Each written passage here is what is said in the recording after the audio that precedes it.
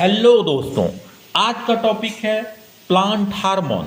पौधों में जो हार्मोन होता है उसके बारे में। जिस प्रकार हम लोगों के लिए, मनुष्य के लिए हार्मोन्स होते हैं, तो प्लांट के ग्रोथ के लिए भी विभिन्न प्रकार के हार्मोन होते हैं।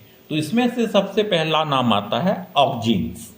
ऑक्जिन्स क्या करता है कि इसका खोज सबसे पहले घास के पौधों में किया गया है। ठीक है, विभिन्न प्रकार के ऑक्जिन्स होते हैं, जिसमें पहला है indole acetic acid, naphthylic acetic acid.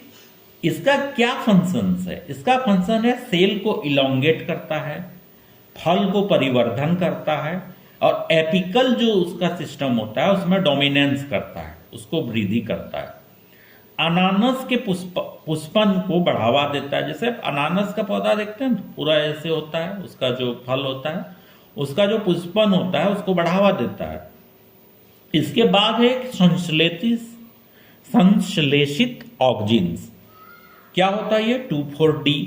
और एक दूसरा प्रकार का होता है 2,4-D 5D। अगला हार्मोन है जिब्रेलिन्स।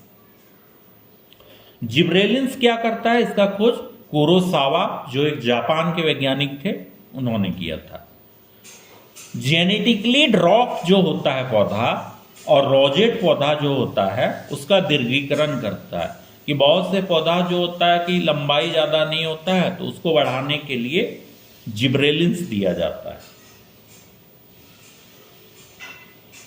प्रसुप्ति को दूर करने, बीजों के अंकुरन में, अनिषेक फलन में तथा शीतोपचार का प्रतिस्थापन में सहायक होता है। कौन? जिब्रेलिन। इसके बाद है एस्बेसिक एसिड। एडिकोट के द्वारा कपास के पौधे में इसको खोजा गया था। ये क्या है? ये ग्रोथ इनहिबिटर है। सूखा, वाटर लॉगिंग प्रतिकूल परिस्थितियों में उत्पन्न होता है। कि जहां सूखा पड़ता है, वाटर लॉगिंग समस्या है, तो उसमें एस्बेसिक एसिड हार्मोन एक इंपॉर्टेंट रोल प्ले करता है।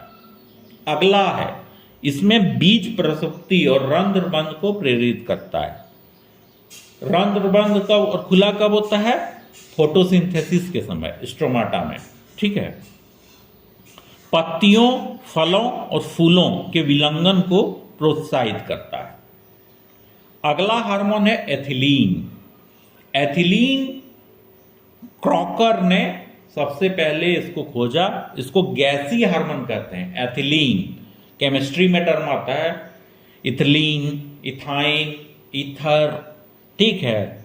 तो एथिलीन जो है वो फलों को पकने में काम करता है। कि हम लोग जब फल देखते हैं कि वो पक गया है, तो उसमें कौन सा हार्मोन उत्तरदायी होता है? एथिलीन। संचयन अंगों की प्रसुप्ति को समाप्त करता है। अगला है वर्नेलाइजेशन। इसको बोलते हैं वसंतीकरण। लाइसेंको ने इसको सबसे पहले खोज किया। शीत किस्मों के बीजों को अगर अंकुरन के समय कम तापमान 0 से 5 डिग्री पर कुछ दिनों तक रखा जाए, तो गर्मियों का जब आरंभ होता है, बोने पर उसी वर्ष फल देते हैं। कि पौधा तो छोटा ही रह जाता है, ठीक है, लेकिन उसमें आप देखते हैं कि हम लोग घर में लगाते हैं पॉट में, ठीक है, गमले में, तो देखिएगा छोटा छोटा पौधा भी अमरूद का, आम का फल देता है। तो उसको क्या बोलते हैं हम लोग? वर्नेलाइजेशन, वसंतीकरण। कम तापमान आधारित पुष्पन की इस क्रिया को वर्नेलाइजेशन, वसंतीकरण कहते हैं। यही है आपका वर्नेलाइजेशन। ये था आपका डिफरेंट टाइप्स का प्लांट हार्मोन्स। होप आपको ये समझ में आया होगा, और नहीं आया है तो कमेंट भी किया जाए, लेकिन आप लोग तो करते नहीं हैं। शायद आप लोग को सब पता है। ओके, कोई बात नहीं, खुद भी किताब में देख लीजिएगा तो समझ में आएगा। यहाँ मैंने बता दिया है।